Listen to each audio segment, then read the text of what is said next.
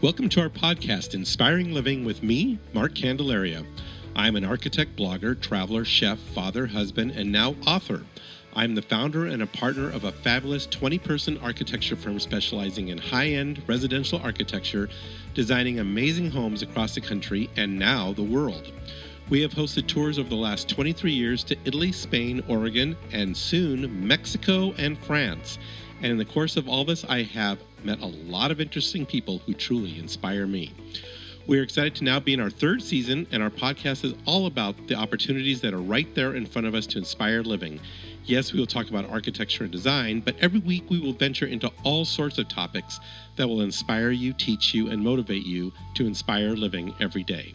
My guests will include a wide gamut of amazing people, from those in the design industry to clients to real estate professionals, chefs, artists, sports figures, and philanthropists, and people who just flat out get it.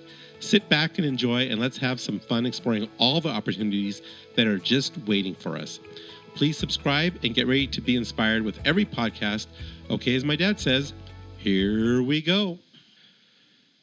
Happy New Year to you all. Thanks, everyone, for all the listens and downloads to our podcast, now in our third season and fourth year with well over 100 podcast episodes. And we have more in the works, including today's podcast episode featuring the amazing chef Brent Menke of Mick's Brasserie in Scottsdale.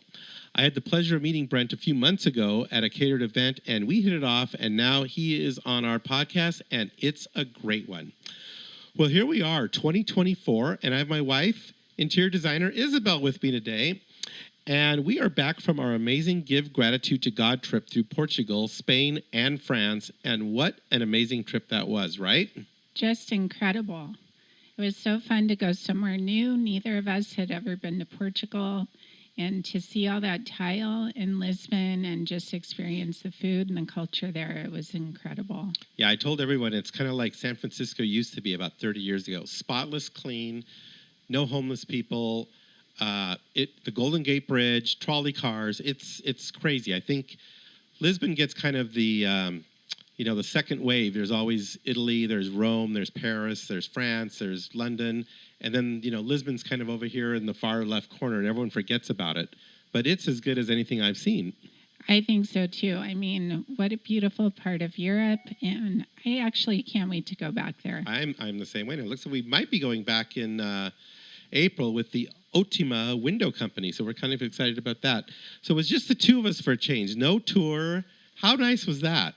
Well, I thought it was really nice. What did you think? I loved it. Are you kidding me? It was awesome to have one-on-one time with you. Yeah. What are we, 13 years together and 20 trips to Europe probably. And that was our second time that it was just the two of us. It was pretty special and pretty nice. What a romantic and sweet time for us. I loved it. It was great. So, Isabel, what was your favorite part of the trip? I mean, I love Lourdes, of course.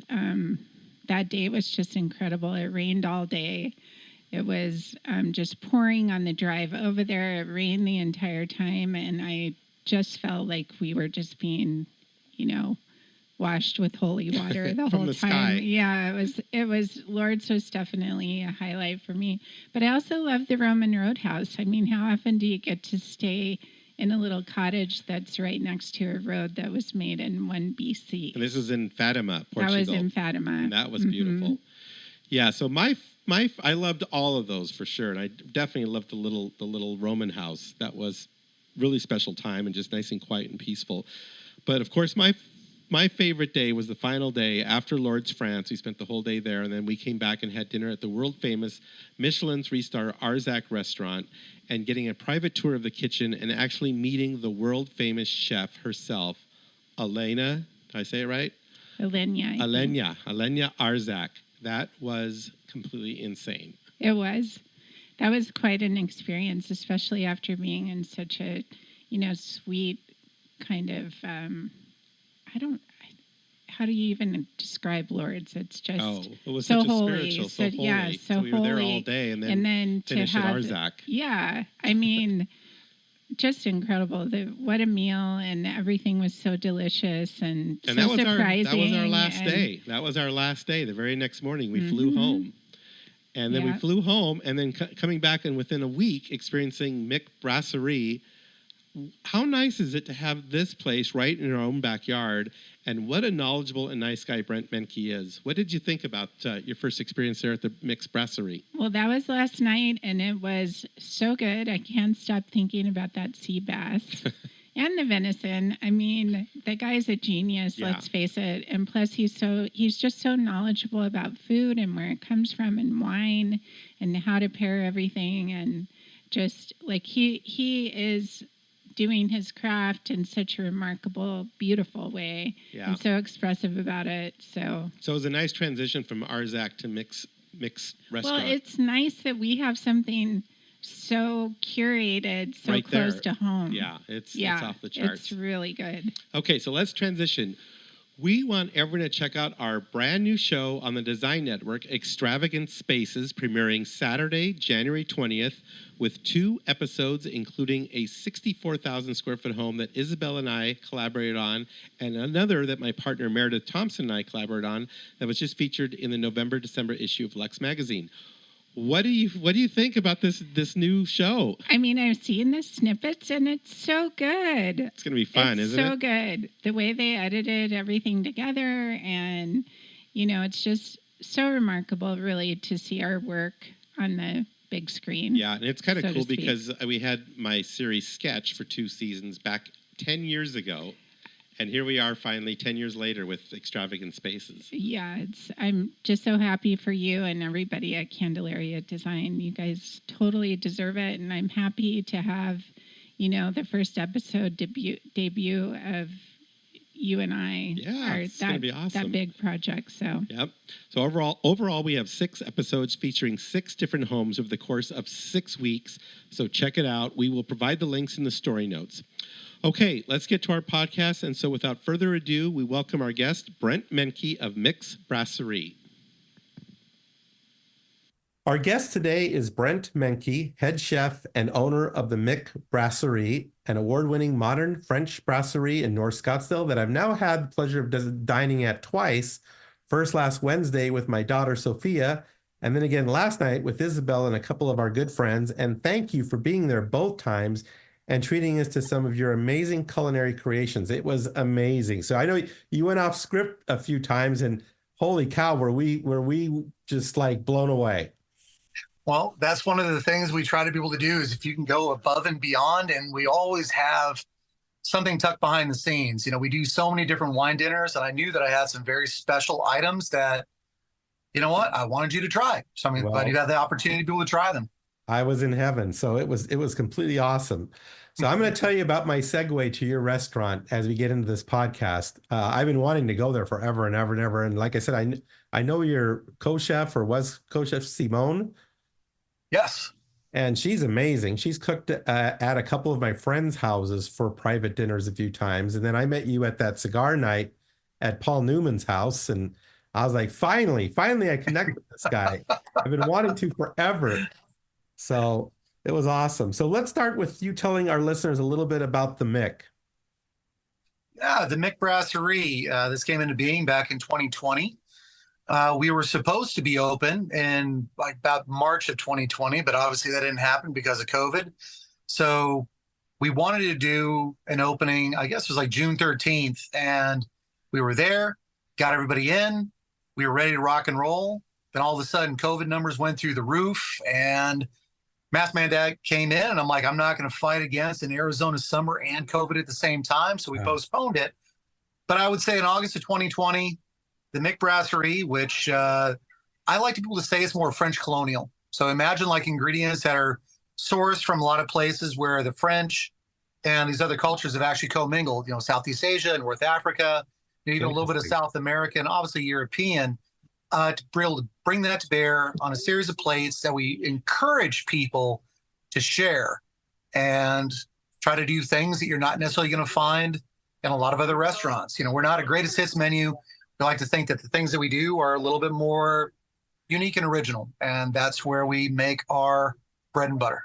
Yeah, and that is definitely the case. That's what has attracted me to your restaurant now, is just the fact that I know that. And I know I'm going to get something very unique and different and nothing I'm going to find on anyone else's menu anywhere. And I love that. My wife and I are just we've been talking about it nonstop. So we're absolutely thrilled. So now let's learn a little bit about you, Brent. What was your journey to becoming a chef? That one was a little bit of a weird one. Now you're Not from one here, that I right? thought. You're from Phoenix. I'm from born and raised. Yeah. Went to Chaparral, went to Cherokee, grade school, went to U of A. Awesome. I'm an Arizona guy, like through and through. But when I graduated from school, I ended up finding myself back east, and I knew I wanted to be on the ocean. My family, we had a 53-foot sport fish. We kept down in the Sea of Cortez. Been fishing down in Mexico most of my life. Wow. And I knew I just wanted to be on the water. And I got to Newport, Rhode Island, wanted a job on a boat. And this is where it all began. And it was as a deckhand. But I actually ended up cold calling the phone book because the internet back in 96 didn't exist, or 94, excuse me. Yeah. And I just cold called boat anchors, boat building, boat charters. I'm like, well, if they're chartering, they got to know where jobs are at. Called the list. One called me back. Took an interview. 3 days later, 175-foot motor yacht, leaving for Europe the next day. But it was based in the Caribbean. Could I be on the next plane out?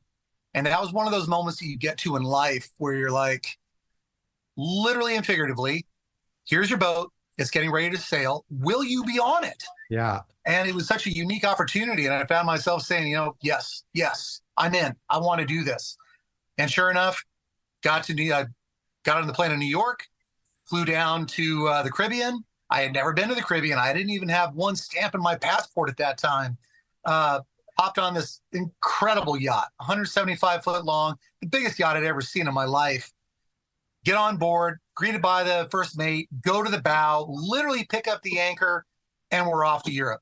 Wow, 2 weeks at sea, awesome. crossing the Atlantic, stopping in Madeira, going to Gibraltar, hiking the Rock, playing with the Barbary apes, landing in the south of France and Antibes, and immediately I'm like, I love all of this. Yeah. I love this.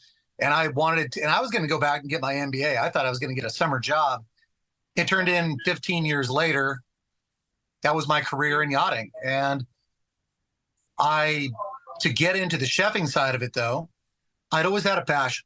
There's always something that my family, we celebrated. Every great thing in our life was actually done with great food. And every bad thing in our life was celebrated with beans and franks.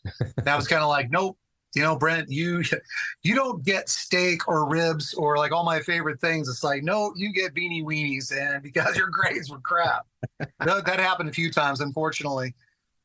But I have to admit, my dad being in the insurance business, so at the time, he took me and he insured most of the major restaurants that are here in town. So, from the Mansion, the Wrigley Mansion Club, Durant's, ATN's, different point of view. He took me to all of these incredible places. And just kind of found myself falling in love with food. So when the opportunity came to essentially cook for the crew, because the captain's girlfriend on this yacht was the chef, she wanted to go on holiday. And I said, I'll cook for the crew. And the captain liked it enough that he gave me her salary, kept me on for a month.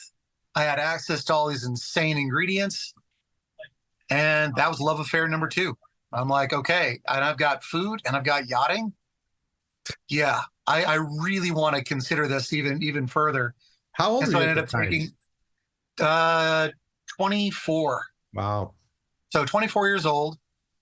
And had your family traveled a lot as when you were a kid? Obviously, you went to the Sea of Cortez, but did you go to Mexico. Europe? Mexico. That was our big travel. Mexico, California, Colorado. But places we could drive to. You're going to the Caribbean. You're going to the Madeira Islands. What did you think? I didn't know what to be able to expect, and I had never been. All I do know is that when I got there, is the ingredients, the sights. For me, everything was new. It was a brand new adventure, like nothing I'd ever been exposed to. And it was actually on that first yacht that I had met what would become my wife. Huh. So she used to, for better lack of a term, she used to call me the fucking American. And she was just, oh my God, you were so fucking American. They're her exact words. In French, she never swears. In English, she will. But, she used to think that I was really, really American, because I'm over here in Europe, and everything was extraordinary. The wines, the bread, the food, the sights, And she's just like, I was in awe of everything that I was seeing. And for her, it was just like it was a normal everyday occurrence. And that's how she and I finally, I said, okay, if you think I'm so damn American, why don't you take me out shopping? Why don't you take me out and show me what it's like to be European? And so we went out clothes shopping that day. I spent a lot of money, a lot of money. I've been spending more money ever since, but it's completely worth it because she's an absolute star. My wife, she's French. We met in Saint-Tropez, working on a motor yacht, and wasn't, again, with her, not even linear as well. She and I kind of like had a split there for a while. The boat actually was sold. The whole crew was fired. I came back with her to her home in France to meet the family, where I was immediately introduced as a friend, not the boyfriend. So had you learned French by then? What's that? Had you learned French by then? No. And okay. I'd actually made a bet with my wife that I'd be able to speak French conversationally. So my French was still pretty poor. And here we are, and I'd actually lost the bet. We're there in France, and her father is like, okay, something's up here. And of course, he wants to be able to try on the American. So like every local hardcore food you can imagine, like starting with pig's feet to like, like little knots of intestine that are cooked in like tomato sauce, still tasted like ass. I'm sorry, it just did. And then one of the most pungent cheeses I've ever had in my life up to that point, which was called a picadon. It's a goat cheese that is fermented to the point of such pungency, it is piquant. So it's a little bit spicy. He fed me those kind of things. Even grandma. Grandma thinks I can speak French. So I'm not understanding. She speaks slower and she speaks louder. Eventually, it's just a bunch of hand signals like, you come with me. So we basically go outside in the barn. She hands me this beautiful little fluffy white bunny rabbit. I'm sitting there petting the rabbit. She pulls it out of my hands and like immediately like snaps its neck. I was like, oh no. And then she hands me a knife and I'm like, oh no. Like, it's lunch. I mean, she's a French farm girl and I've come to love that farm. And I think that's where you're saying like the path to the chef? Yeah. It began there because you learn to respect the ingredients. You know where they come from. And sometimes, you know what? It's hardcore. Yeah. It's like if you're going to eat and if you're going to consume something like rabbit, it's like you have to be willing to also dispatch it as well, from rabbits to chickens to ducks. We have our own hens that lay eggs. When the rooster gets too old, and we dispatch them and we make coq au vin. There you go. But we grow everything right there. The things that don't get used for human consumption, like the tops of the carrots or the beets, or like the leafy greens that we wouldn't eat off of some like the root vegetables, we'll feed those to the chickens, to the rabbits, to the other animals. It's a continuous cycle. Yep. The animals give us the manure, that becomes the fertilizer, that grows the food becomes our food, becomes their food, and then they themselves also become food as well. It's crazy, isn't it? But this is how people, lived. If you go back to the turn of the century, 80% of the population was involved in agriculture in some form or another because that's how you lived. Yeah, it was right farm literally by the moment. There was no place to store food or warehouse food. You grew it, you ate it, you regrew it again. Yeah, exactly what you said. Yeah, including like, you get the potatoes out of the garden. Some are for consumption. Some are put into the cellar to allow the knots to develop. And they're a kind of cool, dark place that are then replanted again to become your potatoes for the following season. But also, too, it became like we would slaughter a hog in the spring. We would make our own prosciuttos. We'll make our own saucisson sec. We'll make our own pâtés. We were preserving the jellies and jams. When the berries came into season, we were preserving and curing and aging, because that then became our food stores to be able to get us through the winter.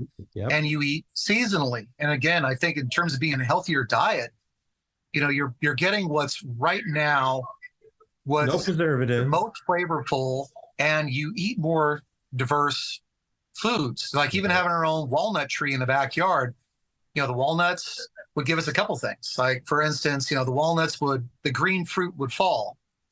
We'll make what's called vin de noix, or walnut wine. Put that into the jug, add your eau de vie, add your rosé or your red wine and your sugar. And if you want to add some spices, add those in as well. Let that macerate for a matter of weeks, strain that out. Now all of a sudden you have this beautiful walnut colored liqueur, that's roughly, like about a 20%, 25%, alcohol, depending on how vigorous you wanted to make it. Yep. Local, this is our local wine, but like even the fruit that fell from the tree, like the overripe peaches, pears, plums, apricots, we'll take those and put those in bins, cover them with muslin, stick them underneath the house. You just allow the natural yeast to go to town. Right. And then what would happen is like they bring around the wagon to the local village. That was the still, and a big copper still on this wagon. And you pour in your mash and you distill that out into your eau de vie. So we were literally making our own brandies. So, I mean, things like that. And that's where I thought I really learned to become a chef, because at the base, it's about ingredient. Yeah. What you do as a chef is you learn technique, but it starts with the food, with the actual ingredients themselves. And from there, I think I did my pâtissier and chocolatier stages in France. I studied in Thailand. I studied sushi at the only certified sushi academy, which is in Venice Beach, California. I did stages in New York City, Washington, D.C. I studied at the Culinary Institute of America in Hyde Park, New York, as well as Santa Helena, California. Oh. But being a chef, it's a continual evolution and it's a continual study. It never ends, does it? Ever. No. You can't keep up with it, especially like on the wine side. Oh my gosh, like every year is a new vintage, different terroir, a different blend. I mean, might have the same label, but it is not the same juice. Right. So what you just said, this whole thing that you mentioned, to me, I find is so fascinating that, when I go to a restaurant like yours, I almost want to hear more about the story of each dish I'm eating. I don't know how that's possible, but I find it so fascinating with what you just said. And I think there's a lack of connectivity that people have with their food, and just what you said, where it comes from. And, we're in there, we're out of there, we're in an hour, blah, blah, blah. It's like, we're not even connected to what we're actually eating and the whole story behind it. You know what I'm saying? I completely, I encourage more people. I would love, for especially someone like you who understands it and gets it, I would love for you to figure out some way to educate more people about what you just said, because I think a greater understanding of our food and what we're eating in terms of, a culinary delight like what you prepare, I just think it adds a whole nother layer that people are just completely missing. Years ago, I was offered an opportunity on PBS in Massachusetts to have a TV show that we were going to call The Farm Table, because that was the name of my restaurant in Massachusetts. Uh-huh. Now, granted, they wanted me to pay to produce the show, which became a little prohibitive. Yeah, I've been down that path. I know what. Yeah, I bet. It's a little prohibitive to kind of produce your own television show. But what I really wanted to be able to show people, and I think how the intro to the show was going to go like this. It was going to be a time-lapse camera on asparagus. And you can literally almost overnight watch asparagus grow from nothing into a spear that then has to be like picked by hand out of the ground, bundled, put in boxes, put into distribution, goes to the restaurant. As it comes into the restaurant, how is it then prepared to go into service? How is it prepared to go into a dish? And then the dish finally goes to the table. And I think if everybody understood how many steps in the process it takes to be able to bring one spear of asparagus to your plate, you'll have a lot more respect for what that one spear of asparagus is actually worth. And I think being on a farm or having a garden of your own will make you so much more appreciative of where our food actually comes from, and a responsibility that you have to the animals that are being raised. And I think there's right now we have a Birko pork on the menu. And one of the reasons why which I had the other night, which was absolutely amazing. I mean, Fairman is one of the best producers in the world for a Birko, and they produce like one of the most famous hams in the world, the Pata Negra, the Birko de Bayota, which means that it's going to be Pata Negra, which is a black-footed pig, a Birko, de Bayota, which means it has to gain 50% of its weight by foraging for acorns. And it's one of the few varieties of pig that knows how to separate the acorn meat from the shell. Now, the thing that also makes this important is the life cycle of that actual animal. It is out there foraging for its food. It's got sun on its back. It's a happier animal. They're protected by the farmer. They're well fed. They're well watered. And when it's time to harvest it humanely. I think for me, that's an important part of this process in our food culture that we need to start recognizing, how we're producing food, because I think there is a place for meats. And then everybody wants to say, well, if we just grew more vegetables, the world would be better. I'm like, well, I've also seen like the monocrop, farmers that we have, and where the nitrogen that's pouring into the Gulf of Mexico is coming from is from the nitrogen that we're putting onto the crops that then gets washed down by rainwater, that then hits the rivers, that then causes these algae plumes that then basically kill all the wildlife in that particular area. Yep. Plus the utilization of genetically modified food types or pesticides. I think we just need to get better in touch with how our food is coming to us and how we think we want. What are we putting into our bodies? What we're putting in the environment, and how do we actually make a better, more sustainable world? Because I also understand, that food is also a strategic resource. If you have people going hungry, you want to lose votes. Yeah, that's an let easier. Your people go hungry, but I think we need to be able to find like a better balance about where we're actually between our agricultural practices and what our demand for really, really cheap food actually is. Exactly. No, I think your analogy on the asparagus is a great one, because I always think about that in terms of, all the work that goes into bringing that product from, like you said, a seed to something that you're actually consuming on the table. And when you see what a couple of spears of asparagus cost, it's like, how did it possibly even get from the farm to the table at that cost? If you really think about it, it's a miracle. And so it's one of the things that on our tour to Italy, we used to take people to a pottery place where they do hand-painted pottery. And we'd walk into the showroom and a plate would be like, I don't know, $200. And people are like, $200 for a plate? Are you crazy? What are you talking about? And then we take it back to the studio and they'd see grandma there sitting there painting the thing and then the firing process and all the steps that went into making that one plate. Everyone walked back in the showroom. These plates are a bargain, So it's all a matter of perspective and just knowing the story of what it really takes to produce something and the love and passion that goes into growing and making and preparing something. You hit it on the head with the story that goes behind it. Yes, and I think that's part of what we're trying to be able to do here today. And on podcasts is here we are. We're trying to deliver a story. Myself as a chef, I'm trying to every day with every plate, we deliver a small story. All of the ingredients, that we bring into the restaurant have got a reason why they're actually there. It's not just, hey, this is the cheapest thing we can find. Let's put it onto a plate and hope that people pay for it. It's the same thing for, the people that we have in the restaurant. Like my employees are my family. I spend more time with them than I do with my own children. And I want to be able to make sure that our time spent here is one of mutual benefit and appreciation and gratitude. And I'm grateful for them every day and the job that they do. And I love the fact that when we bring people in here, it's like, guys, this is our house. Yeah. You welcome our honored guests into our house. But you feel that. We want to get to know our guests. I feel it when I was in there. I mean, it was really a pleasure I think it was kind of fun for me to go so quickly, go Wednesday and then go again Saturday. And then meet the same people again and get to know them a little bit better. And after 2 times, I really felt like, wow, I already know these people. When I come back in, I'm looking forward to meeting Stefan. I'm looking forward to meeting Brittany. It's like I got that feeling, I got that vibe, and I love that. Yeah, and the connectivity, community. And I keep saying that what our restaurant is about community. Yeah. And I know one of the things that we also have up in the restaurant, it's right there in the kitchen, and it says respect.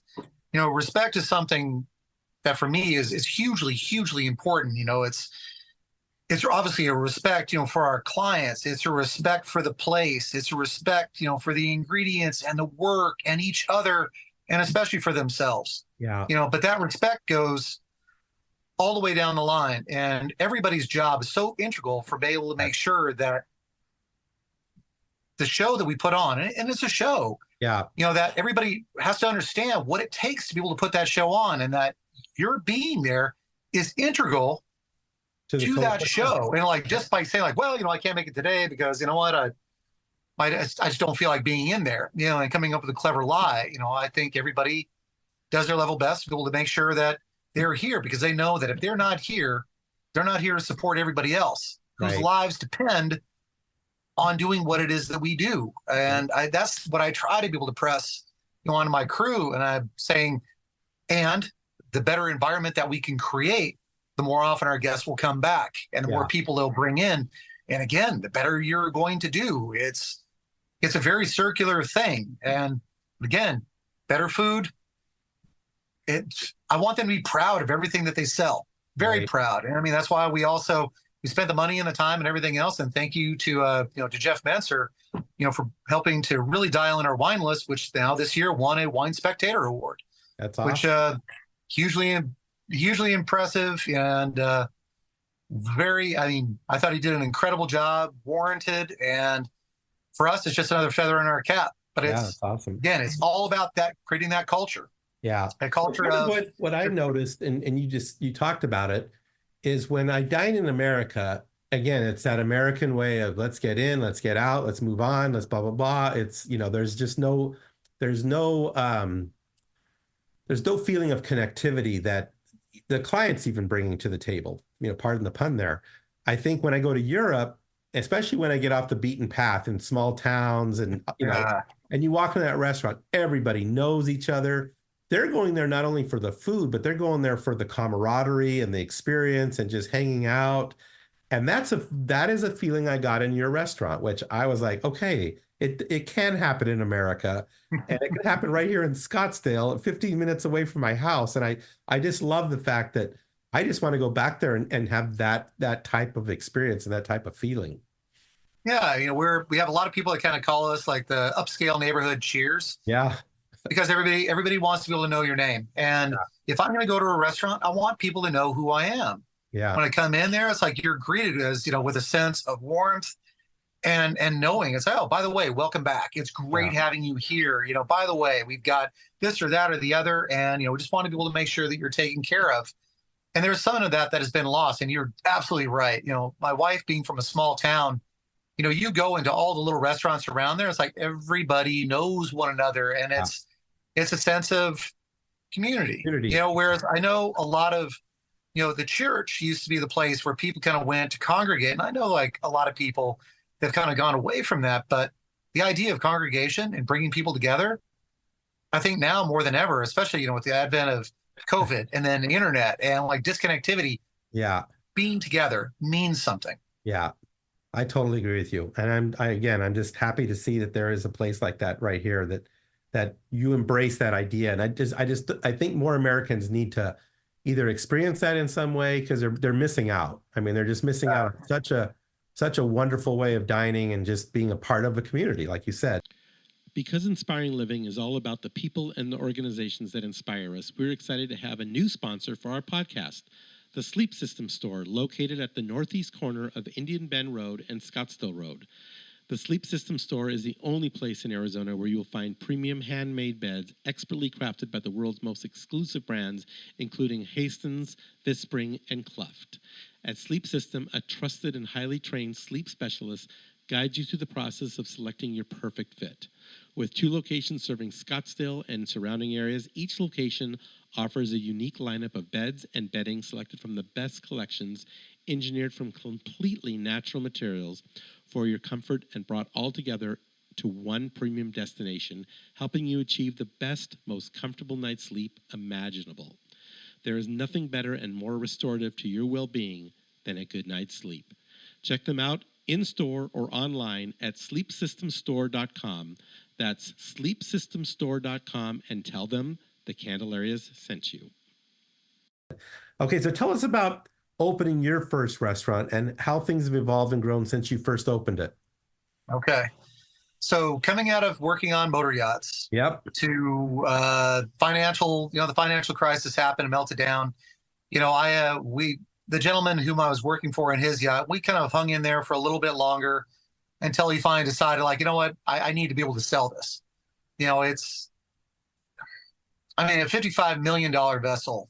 Yeah. You're sitting around, not chartering, not working, not, just in roughly give you an idea, it takes about 10% of the value of a vessel to be able to maintain it every year. Crazy. So now you're talking about having like $5.5 to $6 million just flowing out the door every year for something you're barely using. Right. So it's like, okay, time to get rid of it. So the jet went away, the yacht went away, my job went away, unfortunately.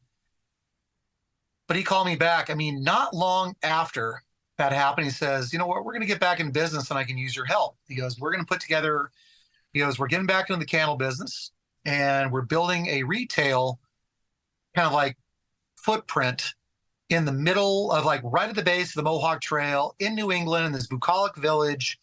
And he goes, I need a restaurant. He goes, I don't know what I need, but he goes, I know I'll hear it. I'll know it when I hear it. So Yeah. would you be interested in coming out and helping us figure out if we can get this done and what it should look like? Came out there, paid the visit.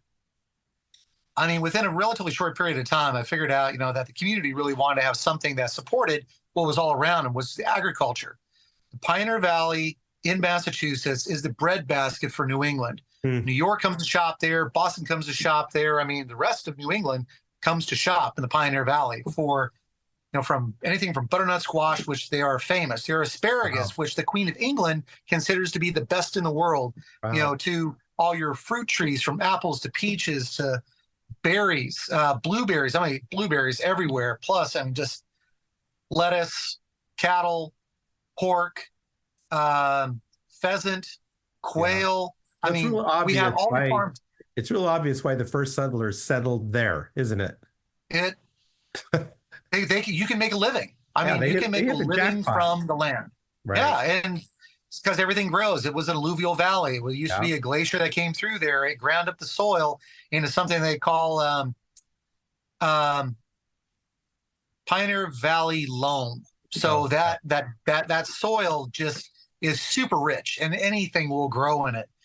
So we get great veggies, and I'm like, and everybody really. You would have like roadside places that would actually grow too many things, and they would just put whatever they had, like even kind of like just baskets of tomatoes, and just kind of have it on the honor system. Grab a basket, it's this much, put your money into the box. Yep. And you just completely on the honor system. So I thought this whole farm to table, back in 2010, I'm like, this is kind of where it's at, and somehow I was able to grab the name. So we got the farm table. Wow. That was my first restaurant, but it was building it for a billionaire. The man has certain tastes that he wanted it to look a certain way. He wanted to have a certain level for it as well. So we created something that was very upscale. This restaurant was gorgeous. 1790s farmhouse. And again, a difficult build because, the whole back carriage house had to be torn down. They came in, they said, you don't have enough foundation. You have to build something that's 3 feet below the frost line. Yeah. So the whole thing has to be leveled, dug out. Even the house had to be lifted. But we were able to save the house. But you have to lift the house, dig out the foundation. Yep. We tore down all the old barn. We kept all the barn board and reused it back into construction. The slates on the roof, we reused the slate tiles into the construction. We had giant slate foundation stones, huge, 6 foot. That were 6 inches thick. We use those as pavers around the property. So recycled everything that we could recycle. But this building, it was really kind of going for a lead project on the architecture side, geothermally heated and cooled. Wow. Almost all recycled material, almost all locally sourced, including the furniture. Yeah. So we had a local furniture, Doug Dimes, made all of our furniture, tables and chairs for us there locally. Beautiful quality, designed to last a lifetime. So again, I loved everything we were able to do and build out there. But it was a scratch restaurant. I had never built a restaurant before. And because of the layout of the restaurant, we had all these different functional areas. And this is where I learned something. When you have a dining room in the front and a dining room in the back, and you've got a lounge that's actually up front, and you've got a big patio that's on both the back, the front, and the side, and you've got two kitchens. You've got a display kitchen with a wood burning oven, as well as a kind of like a vintage Burkle hand crank slicer to like the main kitchen that is like that's kind of like next to it, to a prep kitchen that's down below and having a full bakery where we made our own breads, croissants, macarons, pâte à choux. We made all of our own, like a cheddar onion bread, a farm loaf, a sourdough. We made all of our own buns, plus having my own farms. Yeah. So I had two farms I sourced from, where I had my own Mangalista hogs. I had my own Angus cattle. I had pygmy goats. Wow. I had chickens. I had hens. I had you were controlling. I even had like a little kind of like growing. I had a growing garden right there on the property that was called the Three Sisters. So you grew corn, squash, and pole beans all together. Wow. And so what you do is you actually put your mullet into the soil. You plant your seeds. As the corn grows up, the pole beans will wrap around the corn stalks, and so they grow up. And then the squash actually provides a cover crop to be able to keep the weeds down. Yep. So the three things would grow together in a relatively small amount of space. Huh. I even have my own caprese salad garden. So about 5 different varieties or 6 different varieties of tomato, 3 different varieties of basil. Wow. And so we would actually, and everything in every window box around the property was edible. So I'd send the chefs around with their baskets, and it's like, pick your garnishes. There you go. If it was Frais de Bois or delicate herbs or edible flowers, nothing was sprayed. Everything was organic. The farms that we had were organic, biodynamic. So again, trying to be able to do the best by the land and, by the animals that we actually had on them. So it was, let's just put it this way. It was so complex and so big that the place tried to kill me. 75 employees at one point. Wow. Yeah. I had a cafe, plus, it was brunch, lunch, dinner. It was 7 days a week. It was running me into the ground, and it wasn't making me rich or happy. How many years was this going on? I did this for about 5 years. Okay. But I have to admit, I learned a lot about farming. I learned a lot about people. I learned a lot about the restaurant business. Had every toy that was available to me. But when it came to having a restaurant out here in Arizona, there's a few things I made immediately. Like, I need to be able to take a lot of the complexity out of having a restaurant. Make it efficient, make the systems efficient, make the kitchen efficient, make the layout efficient, make, the square footage, which is really expensive in Scottsdale. Yeah. Make that square footage efficient. I don't want to be able to waste space. Seats are money. Yep. Storage, gives you product, but it doesn't make you money. So anyway, what brought you back out to Arizona? You know what? I had Massachusetts. I had made the choice that it just wasn't making me happy the way that I wanted to be happy. Whereas I spent the time with my family, which I had, 2 young kids and a brilliant wife. I wanted to spend more time with them. So I basically, got out of my position in the restaurant and grabbed my family, and we traveled around the world for a year with backpacks on. That's cool. The thing is, I love everybody back there. I love the family that I was working with, that were partners with. But the gentleman that had actually helped me build the restaurant, he'd had a very serious stroke. He lost his ability to communicate. And instead of having a partner, I had the lawyers, the board of directors, the financial advisors, and everybody's got a different idea about how things should be run. Yep. And Mike and I had a very clear vision about what we wanted. And since I no longer had him and his backing, I got to the restaurant. I made my promise to everybody. I said, this place will make money. I will get it to the point where it is a successful operation.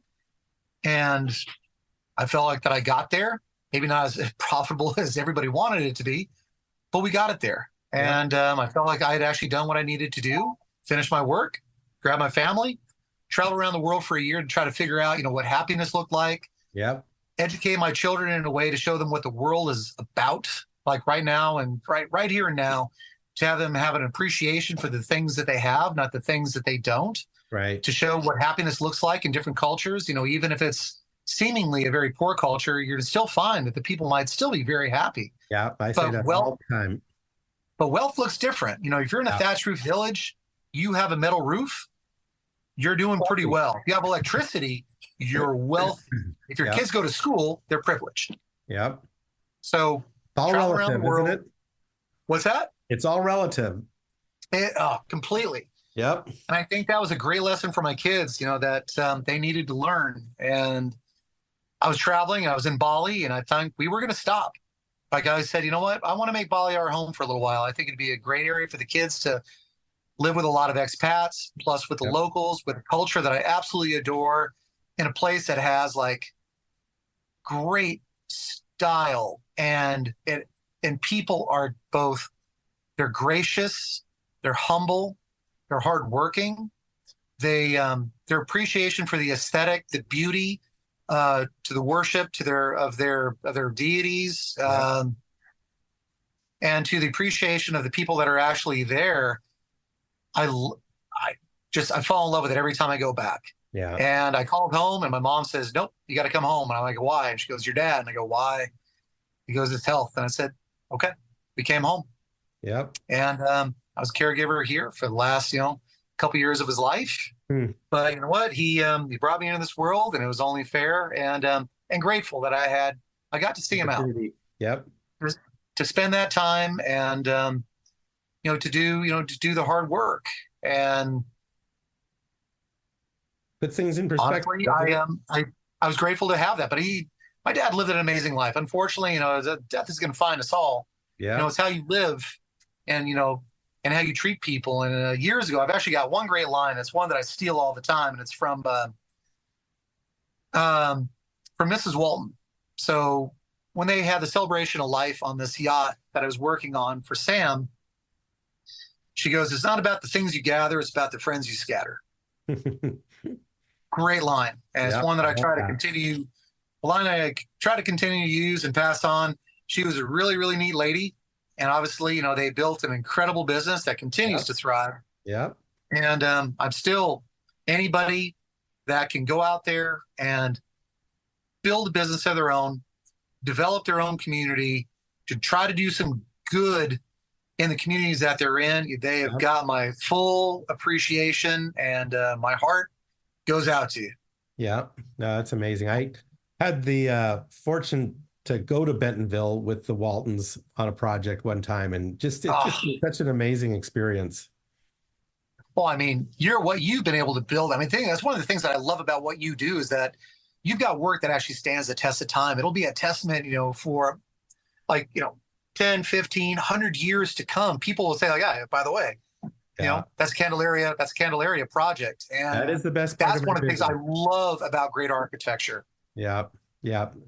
And that's another thing that I have a pet peeve about, is when I go to Europe and I see the great architecture and the effort and the time and the detail that goes into it. Then you see some of the cheap boxes that are going up around here. And I was like, oh my God, this is so depressing and sad. I mean, it looks cool, it's modern, but it's going to look dated in about 5 years, whereas those buildings in France or San Sebastian or Madrid, I mean, the older they get, they just get better and better and better, And so that's always been one of my pet peeves. And I compare a lot, I love to cook, as you know, and architecture takes a long time, but it's there for a long time. Whereas cooking is short, it doesn't take a long time, but it's consumed and it's gone in an hour, So it's the two ends of the pendulum. But I love them both. I think for that very reason, that one kind of makes up for the other one for me.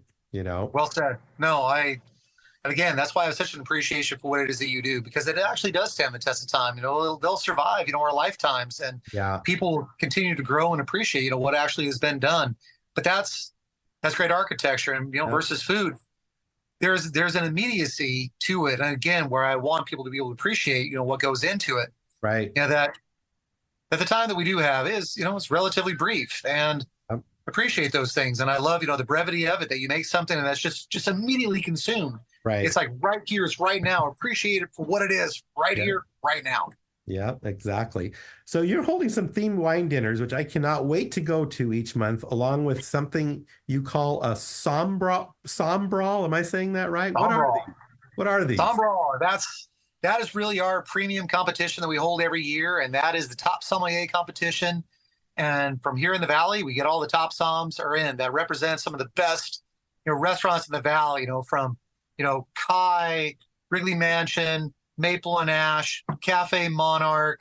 I mean, we really try to be able to bring in some of the best, to be here to showcase their skills. And so what I do is I create 4 dishes. I consult with the sommeliers. We come and we'll do some tastings if they have the time to come and do the tastings. And they have to be able to find wines from around the world to pair for those dishes. But the guests, they're the judge. So they have to figure out what somm did it best. And that is where people get buy-in. And because the somms in and of themselves, they're their own rock stars. So people that they follow them around, they show up, they follow them throughout the competition. It's raucous. I mean, the energy is real. The banter between the somms is fantastic. The wines that people get a chance to have access to, because it's also, it graduates from like the round levels, they have like a budget that's on the lower end, to like when you go to the semifinals, their budget is raised considerably. To the finals, the budget is raised considerably yet again. But that's the job of a somm, to be able to try to deliver a great bottle of wine at whatever price point you might have to be able to deal with. And I think that people should be a little bit more forthcoming and say like, look, this is my budget. This is how much I want to spend on a bottle. Give me the best. That's what I'm eating. What should I have? And that is the job of a sommelier. Yeah, I love that. And so you have the sommeliers from all the different restaurants around town, right? We do. Yeah. And what's the cost of that dinner? What are the costs? And I think it's mostly on Monday nights coming up, right? Yeah, they're Monday nights, $159 for the quarterfinal round. We got $179 for the semifinal round, $199 for the final round. Awesome. But we also do a lot of other wine dinners. Like I've got Louis Jadot is going to be featured here on January 25th. Oh, wow. Yeah, the managing director of Louis Jadot is coming in from France to host the dinner. And that's going to be 6 courses, 7 wines, including they're doing a Beaujolais as kind of like for a cocktail. And if people don't know Beaujolais, they should. Yeah. I mean, as growing conditions continue to change in France, and every winemaker that I went and visited this year in France said the same thing. Growing conditions are changing. Regions are changing. Beaujolais is suddenly starting to get really good. The Loire Valley is starting to get really good. Like you're going farther north, it's getting a little bit warmer. That changes things for the wines. But this is the opportunity to be able to come in and learn about all that. Yeah, you can talk to the people that are there that actually know the soil, know the grapes, know the wines, know how they're developing, know how to be able to say, okay, vintage years and how those have changed over time, how those vintage years are also developing in the bottle. Right. So it's a great opportunity for education and entertainment and eating some of our food right here at the Mick Brasserie. That sounds awful. Like I told you the other night, put me on that list, put me on the mail list. I want to know when they are. We'll get those on our calendar because we love things like that. So that's awesome. So the other thing, when I first met you at Paul Newman's, we call it our Thursday night Bible study class. We won't really say what we do there, but we do study the Bible a little bit. But anyway, I found out you lead tours to France. And when did you start doing these, and what are the focuses of those tours? Back when I was actually working on the motor yachts, I used to act, myself and my wife, would kind of concierge a lot of these trips, for the guests that they would want to be able to go ashore. They want to be able to see certain things. You want to get into, a restaurant, a winery, a certain village. They want to see things. She and I would actually lead a lot of these tours, into France or Italy. Right. And so it actually came about Connie Kirchner that has Love in the Kitchen. So she has a cooking school. She brings in a lot of the local chefs to do a cooking demonstration class, that's provided with recipes and everything else. Brilliant. And I actually did one here just this past Thursday and had an incredible time, an incredible guest. She's always threatened to be able to do international food excursions. And she finally knew about my background and said, why don't you help lead one of these tours for me? And so I said, okay. So here last year, I did a tour for her group. There was 18 of us. We had a couple 9-passenger vans and picked everybody up in Avignon, explore the Papal City. We did a cooking class at La Mironde, which is like one of the only Michelin star cooking classes that I know of, in this killer kitchen, wood burning stove, 18 of us all around a table, The chef didn't speak a word of English. So fortunately, myself and my wife are translating. But it's giving everybody experiences like that, to go to the wineries, to go to the different villages, to see different installations, to go to visit things of amazing architecture like the Pont du Gard, which is a Roman aqueduct, that's in that part of the world, to then getting down to the Côte d'Azur and eating at incredible meals, and then finding ourselves dancing on tables, and then chartering a boat and taking everybody, out to the islands and over to Cannes. And then we go do the Côte d'Azur to see like Monaco and gambling at the Casino Royale, or eating lunch at the Café de Paris, and then having dinner, at Chateau Eza. Yeah. On our own private balcony, at altitude, on the cliff, as the sun sets, was pure magic. Yeah. That's how we ended our trip. And so that has grown into a bunch of other groups that said, like, hey, why don't you take us? Including another one from Connie this year to Italy, another group that I'm taking to do the Rhone River Valley in France, and really focusing on Provence this time. And then another one that wants to do almost that exact same trip, but I think they want to, they may want to get down to Saint-Tropez a little later in the season, which is a lot more affordable, because Saint-Tropez in season is crazy, ridiculously expensive and really busy. So it's better to do it May or September.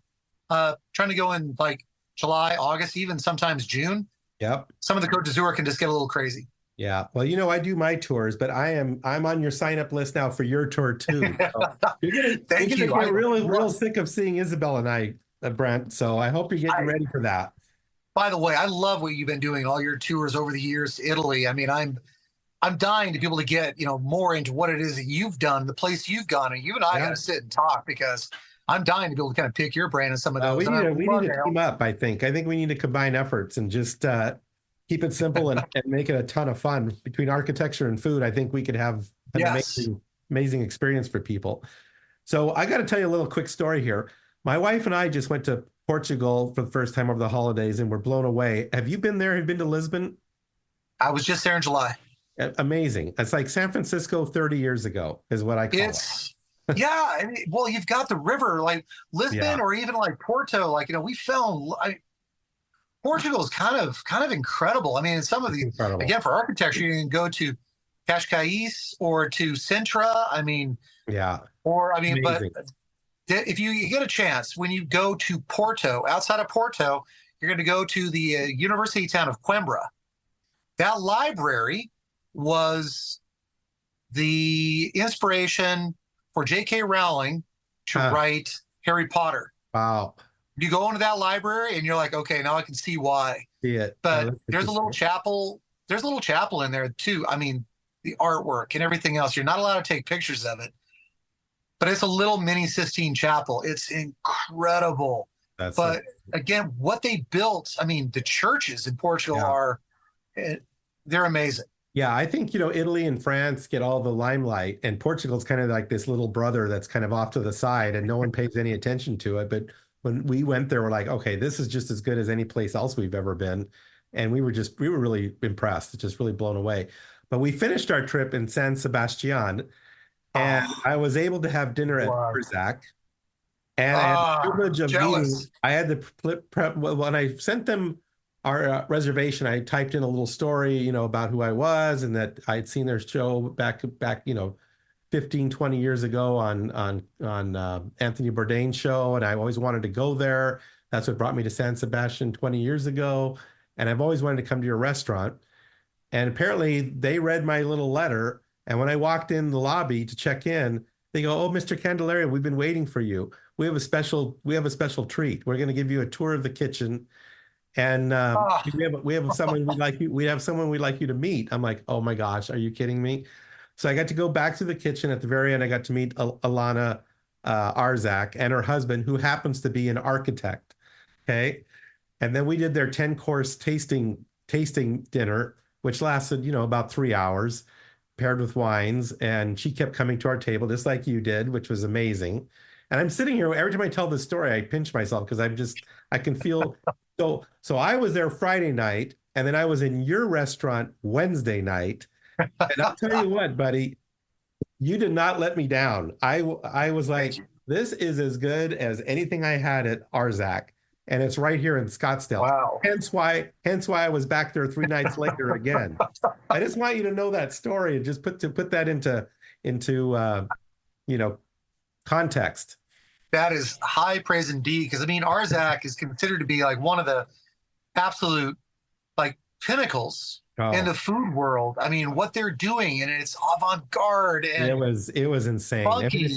I felt like I was eating art more than I was eating food. I mean, yeah, I get a lot of that. They were just on a program I think called Fabulous Places to Eat, and seeing what they're doing there and seeing that kitchen and seeing the level of detail and the people that are foraging for the food, I was like, wow. Wow, it's intense. So impressive. It's intense. It was very cool. So I just wanted to hear that story because I just thought it was neat that I went from there to you there in the same week, So now, do you have any exciting trips coming up? I do. So I am trying to be able to get down to Argentina and Uruguay. Okay, I've never been there. That's high on my list. Yeah, we've got a partnership with Garzon Winery. And I'm trying to be able to get down there to be able to enjoy what it is that they do for their Harvest Festival in March. And I'm hoping to try to be able to make that happen. And that's in Uruguay. But then we've got all of our other producers, like, our beef producer is Devesa Farms in Argentina. And I've actually met the owner of Devesa. So we're going to go down there, see him. Nice. We get our caviar from Polanco, which is also raised in the Black River in Uruguay. So we're going to go visit Polanco to see their caviar. And then we've got all these other producers that are doing wine. Like we've got an open invitation from through a friend of mine, for Paul Hobbs has got a winery, in Mendoza. So we're going to try to get over to Mendoza. Nice. And I've got a lot of other producers that are up in the Salta region and through. So I'm like, I've got to go. My wife is going to kill me because we're going to like move and move and move and move and move. Like we've only got a week to be able to do it. Yeah. So we're going to do that. But I know this summer I've got a trip planned to Italy with a group. So we're going to be starting up in the Dolomites, down to the Lake region, Emilia-Romagna, finishing up in Tuscany. Beautiful, beautiful, beautiful. Yeah, and 2 other ones to France. So I've got 2 other groups we're going to be taking to France in September. Okay, well, let me know those dates. You got it. You got it. So who are some of your favorite chefs and why in the world? Oh, in the world. There's one in particular that I know that there's a couple, well, there's a bunch, but I know that I've got huge appreciation for Jean-Michel Toigot in Rouen, France. We were able to eat there, got a personal tour of the kitchen, from Jean-Michel himself. Isn't that awesome? And it was an entirely different way of cooking that I was kind of shown. Not a lot of heavy frying, grilling, sauteing. I mean, his kitchen was so quiet, so clean, so calm and cool. And all of his food was just so beautiful and precise and interesting, but yet fresh and expressive of the ingredient that he was putting into it. Like I loved how he cooked. That's interesting. Jean-Michel Toigot, I mean, highly recommend. And that's a generational restaurant. Another generational restaurant, Anne Sophie Pic. Now, this is a restaurant we were going to go to this summer. Anne Sophie Pic inherited the restaurant from her father when he passed away. Le Guide Michelin summarily took away a star because her father passed away and gave it to his daughter. I don't know that I would call that fair, but it is what it is. Yeah. But she fought back, and she built that restaurant into something new. She built the inn. She expanded her cellar. She created a cookbook. She's expanded her empire. But I mean, with that restaurant, though, in particular, her food is so beautiful, so unique, so of the region, and has that particular feminine touch. And she's the only Michelin 3-starred female chef, I believe, in France. And it's a special place, and have huge regard for the work that she has done. And the food that she actually prepares and what she's able to produce. Her wine cellar, I mean, 30,000 bottles is a thing to behold, including a DRC list. I was like, oh my gosh. Like I got to figure out how to get some people in here so we can drink some of these wines. And I think, for the money, Yeah, every bit of it. That's amazing. Every bit of it. Uh, Yep. Thomas Keller, what he's done, his career, his creations, him going over to France, winning the Bocuse d'Or, for instance. And that's talk about something I would love to see. I think New Year's Day, Bocuse d'Or starts in 2024. Huh. I mean, it did. I mean, or 2025, excuse me. Right. Okay. Not going to be able to see that, unfortunately, but I would love to. Yeah. I'm just too busy. I mean, you're a chef. It's like, okay, I got a restaurant I got to take care of. But winning the Bocuse d'Or, plus having the best restaurant in the world, I mean, at the time, to building an empire of other things, again, huge respect. I mean, but again, Arzac. Another one was Roger Verger. And I think if I had my kind of food that I kind of most try to emulate, might be Roger Verger, who was in Mougins, France. And I met Roger Verger, got to be in his kitchen, got his signed cookbook. His food is just an expression of Provence. Yeah. Food of the moment, of those flavors that are done in a little bit more of a rustic style, not quite so much of a, I've had to like finger every little piece of food and decorate everything with tweezers. I love that rustic yet super elegant. I think that's how I most want to be able to cook. Yeah. And that's where we live. It's endless, isn't it? It's endless. I mean, I agree. You can it's be endless. inspired. You never know what's going to come around the corner, and all of a sudden, it's like, whoa, here's something totally new, and all of a sudden, you're fired up, and you want to try that, you know. And that's what I love about it. So, what about some of the chefs here in town? Who are some of your favorites, or do you know many of them? I'm assuming you do. Yeah, I mean, like Mark Tarbell, for instance. You know, he helped me. You know, with he and I sat down, at length, and actually talked about opening a restaurant here in Phoenix, and extraordinarily helpful. Giving him such a nice guy, and to do what he's done this many years, still be relevant. Yep. You know what? Props. Pretty good. Absolute props. Yep. Truly, I think he is like what I would call, he is the local celebrity chef. Yeah. With Check Please. I think he won a couple daytime Emmys, for his Plate and Pour. Yeah. Yeah. He's been on our podcast. He's a good friend. And I, like you said, I have a lot of respect for him. And we've sat down and talked about working on our books together. So he's just a good person. That's what I love about him. You see that. Yeah. But I've also been lucky enough to experience that as well. And like I said, he was very giving of his time, and very grateful that he's actually one of us out here in the Valley. Exactly. So that was my other question. That's my other question. In the last, I've lived here since 1980, and I'd have to say that the last 10 years, it seems like it's been a culinary explosion here in Phoenix. Would you agree? I'd agree.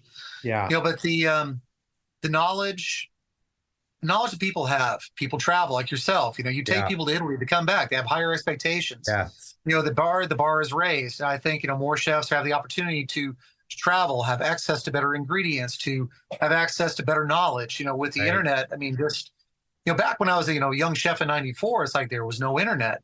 Right. If I wanted knowledge, it's like I had to go work in those kitchens. I had to go to the restaurants. I had to eat the foods. I had to read the books. Right.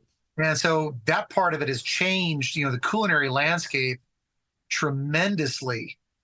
But I think, where I find myself, how I've changed over time, I think it goes, or maybe I haven't changed over time. I still think that it's about the ingredient and it's about the people. Yeah. And I think, in terms of like durability, okay, you take like a Mark Tarbell or you take a Christopher Gross, right? That have been out here doing it forever. Great product with execution, with great hospitality is a winning combination every time. Yeah. Quality will always rise. People always show up for it, and you'll continue to grow your business. Yeah. Exactly.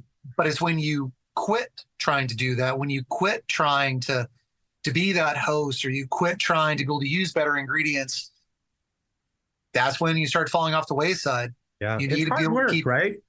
Oh my gosh, yeah. You got to stay engaged. Everyone thinks it's so damn easy, whether you're an architect or a chef. It's hard work. I work my ass off. I'm up at 4 a.m. working. I work 12-hour days almost every day. I'll work today, and everyone thinks it's so easy. And it's not because I love what I do. So it's not so much work for me per se, but I'm still working hard. And I know the good chefs, that's exactly what it is for them. It's the same thing. You have to. It doesn't. And again, You're like not on you the said, it's golf endless. course. You're not on the golf course every afternoon, you know. Let your Nobody wants to golf teenager with me. I suck. I mean, when it comes to golf, I don't have time to be a good golfer. Just don't have it. So I cook to relax. What do you do to relax? Oh God, if I can travel. Yeah. Travel, try to be able to get out. Go for a long drive. Go for something simple like a drive up to Sedona. Go for a hike. Make your way up in Flagstaff, even if it's just a drive to the top of Snowball, up in the snow to go get into some fresh air, to get out in nature, to go fishing down in Mexico, to sitting on a beach, if I could be barefoot in the sand, You're a with beach guy. with a cold margarita. I mean, down in Mexico, I know I'm having a great time. If There I you can go. be sitting on the Côte d'Azur with some moules frites and a bottle of rosé, There you go. I know I'm having a good time, and I'm just taking in the moment. And when I'm in some of those bigger cities, I love to watch people and just watch the world go by. And so one of the things that people don't know is I actually have a minor in sociology. Oh, interesting. I majored in marketing, but a minor in sociology. Ah. And so I love just watching how people do what they do and how they go about their lives. And just, I don't know, I find it fascinating. And I also think for the restaurant business, it's a great thing to have. So I have a question I always ask all the chefs. Does anyone ever have you over for dinner? Barely ever. Barely ever. So here's what I want to do. They're afraid to cook for me, but people do. Do they? People do. But they shouldn't. I mean, they shouldn't be. I'm like, when I go home, I have a hard time. When you spend a whole day at work, like cooking for yourself, it's a hard thing to go home and say, hey, I'm going to cook some more. Now, when my kids were at home, my kids were at college, we always made sure that it was a point. We cooked for the family. We made sure that good meals are always on the table, that they ate real food, that it wasn't a bunch of crap. They're not getting it out of a box and a bunch of preservatives and a bunch of cured meats. We were trying to make real things, for a real diet. Sure. But man, like anybody wants to cook for me, I will not judge. I am thrilled that they want to be able to share the hospitality. Thrilled. Well, Isabel and I will do that. We'll have you and your wife over. I'd love to meet her and love you just come over and hang out. We'll drink some good wine. How's that sound? I think you guys will love my wife. She's I keep saying that she's the star of the family. On board the boat, it's like, the chefs are the ones that kind of get all the accolade because oh my God, look what they made. But quite honestly, she's the nuts and bolts. Yeah. She was the one that was out in front of the guest every day. She was the one that's making sure that the service for the meals, that basically they call beds and heads, so that their staterooms and, the bathrooms were to make sure that she had her crew properly servicing, that everything was in its place, that everything was shopped for, the short side excursions, like all the concierge work, that, the meals, the reservations, the cars, the tenders, a lot the of communication with the captain, with myself. I mean, she's a star. He was the quarterback. Yeah. Yeah. And didn't get nearly the credit for that because she always used to do some cool things that a lot of other people couldn't. I got time for one quick story. Yeah, go for it. Okay. So we were in Monaco. And the thing is with Monaco during the Grand Prix, and this had to be back in 1998. And we wanted to be able to go to the Grand Prix, but we did not have tickets. We didn't have a slip. So how you do that is you usually just bribe the port captain. So, but the thing is, the port captain, he was not taking bribes, lover money. We could not get in. But she used to work for Mr. Benetton Sportswear, who at the time owned the F1 team that had Michael Schumacher as their pilot. She makes a call to Mr. Benetton. Next thing you know, we get a call from the Capitainerie. Hey, Motor Paraffin, your slip is available, for the race, and you have pit passes for the paddock for Benedict and all the guests. Wow. So I'm like, to be able to go visit the paddock at the Monaco Grand Prix, to be stern too, that was all her. The captain couldn't get it done. We couldn't pay our way in. A billionaire couldn't make his way onto the slip if it hadn't been for my wife. So super proud of her. Pretty cool. That's pretty cool. So you mentioned how Tarbell, gave you some advice and kind of helped you out. What advice do you have for aspiring chefs or restaurateurs, given how things are today out there in the restaurant business? Ooh, how would I say this? I would say hard work for sure. Aspiring restaurateurs.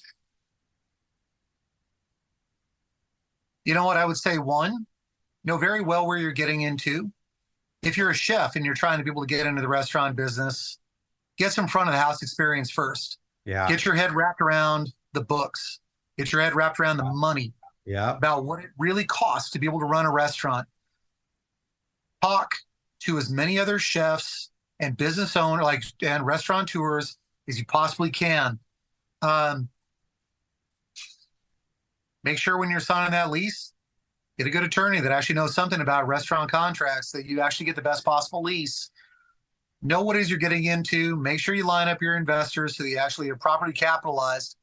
More often than not, I think what I find is you'll get into getting into a location, you spend all your money, on trying to be able to outfit it and tables and chairs and wines and all your inventory, that you don't leave yourself enough operating capital to go through what's going to be a growing period where you're going to, and also too, it's under hiring, like not having enough people to properly do what needs to be done, especially at the beginning. Yeah. Make sure that you actually have more people than you need. And then you're eventually going to have to kind of call some of those people away, or hopefully, you'll get busy enough that you can just go ahead and keep them on. But don't go into it undercapitalized, and make sure that you know all aspects of both the front and the back before you feel comfortable about getting and being in a restaurant. Because you know what, as you're saying, like art, architecture, food, hard people. It takes hard people to do hard jobs. This is a hard job, and it's a lot of hours and a lot of dedication. And I hope that you are a lover of people, because you need to find a level of patience that I know a lot of chefs do not have. Yeah. But as an owner, find it. Gotta find it.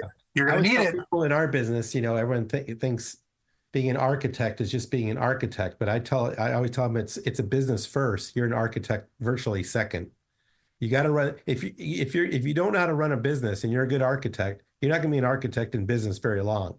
But if you run a business and do good architecture, if not decent architecture, you can be very successful. So you just got to remember, you got to still run it as a business first. You can be the best architect in the world, but if you can't run a business, you ain't going to be successful. Period. Exactly. It's not a charity. No, it's not a charity, and there's a trade-off. And you also have to recognize. I would also say this: you have to recognize who and what you are and where you're at. So depending on your location and depending on your level of decor and the level of service, all things matter. So the level of your food, the level of your service, and the level of your interior are going to determine how much people are going to be willing to be able to pay. Right. I always kind of say that over deliver on what put yourself in a position where you think that you've over delivered on what they've actually paid for, and they will come back again and again and again and again. But if they're out of whack, people will say like, "Hey, great food, great service, but it was good food, good service, but they're really expensive," or it was crappy service, amazing food, but they have a horrible interior.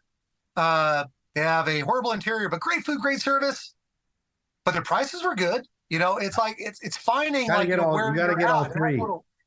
That will begin to develop, what your clientele is going to be, and listen to your client. They will tell you who and what you are, and be prepared to pivot quickly to what that is. Don't try to imagine that you're going to become your client will become the client that you want to have. It's like you need to become the restaurant the client demands. Right. So it's always evolving. It's always changing. I mean, that's the other thing is you might think you have the formula solved today, but things are evolving and you got to be able to pivot. Just like you said, you got to be able to adjust and just constantly keep your eye open for, wow, here's a new thing I can try that I'm hearing from my clients that is making them happy, or a new look that's kind of people are gravitating. You can't ever get comfortable. Let's put it that way. You just always have to be on the lookout for the next golden opportunity that's out right around the corner, Absolutely. And just, it's ever adapting. That's why our menu constantly changes. We're going to go from the seasons. And again, but seasonality gives you two things. It gives you better tasting food. Yeah. It gives you better price food. Yeah. Try to be able to pick, strawberries out of season that have to be brought in, from Israel or something. It's like, okay, it's prohibitive. Yeah. And, the quality will suffer. Yeah. So get it when it's supposed to be, right here and now. And you know what?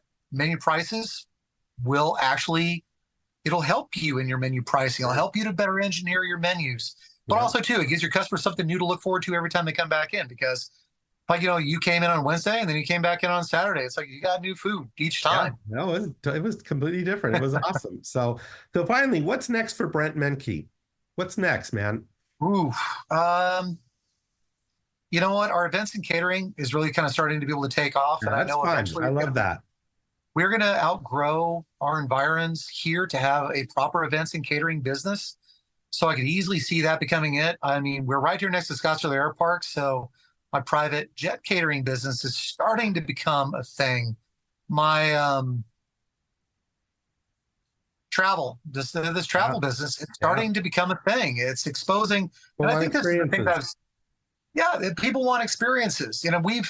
We've been very good about our wine dinners. I think, last year we did, 38 different wine experiences.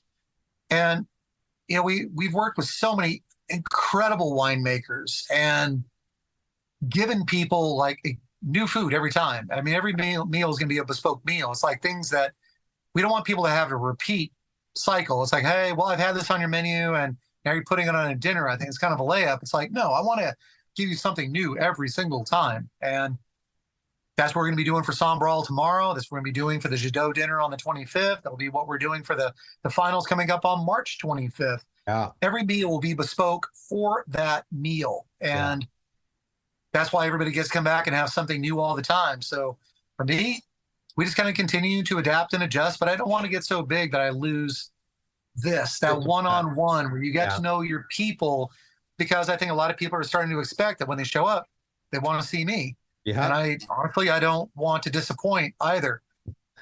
But to be able to take this show on the road to Europe this summer, really looking forward to that, because it's just awesome. An entirely leveled up experience. People to kind of show everybody what I used to be doing, back when I was working for all these, potentially billionaires, dictators, oligarchs, and head of state. Pretty wild ride, my friend. Well, thanks so much for joining us this afternoon. I really appreciate it. What are the best ways for our listeners to find and connect with you online? Yeah, so you can connect with me online. So you can go to my website at www.themickaz.com. You can also find me, Chef Menke, at Instagram, or Brent.Menke31 at Facebook. Yep. Or you can just find us at the Mick Brasserie on Facebook. And otherwise, you can find me in my restaurant. So 9719 North Hayden Road, Scottsdale, Arizona, 85258. Come and find me. I can't wait to be able to see you in. Yeah, southeast corner of Mountain View and Hayden, right? Mountain View and Hayden, that's it. And it's great. You got a great patio, fun bar.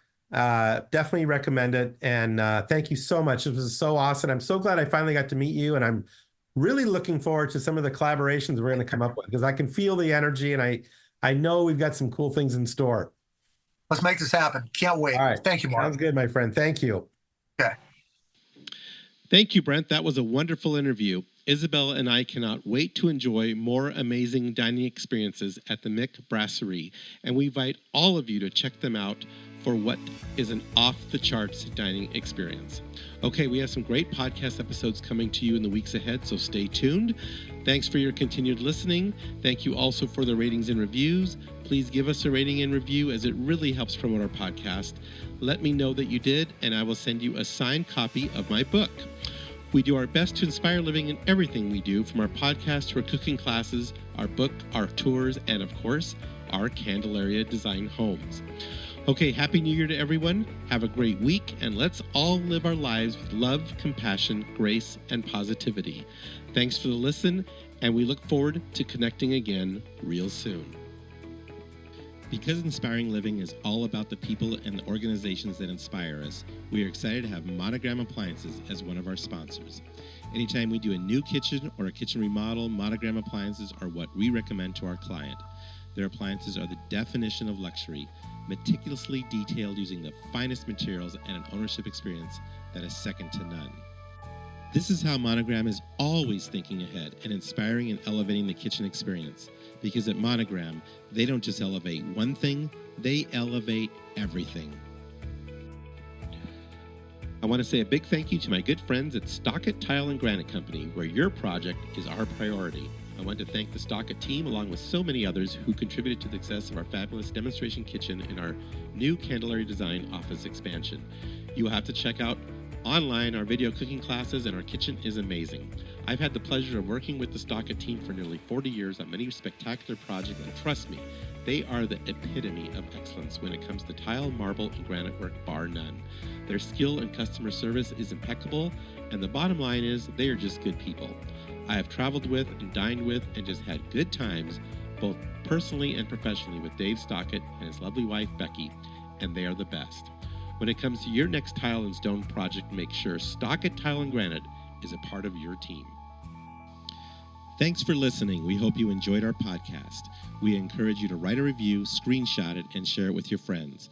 Please instant message it to me and follow us on Instagram and Facebook. We thank you for listening, and we look forward to sharing more insights to inspiring living next week.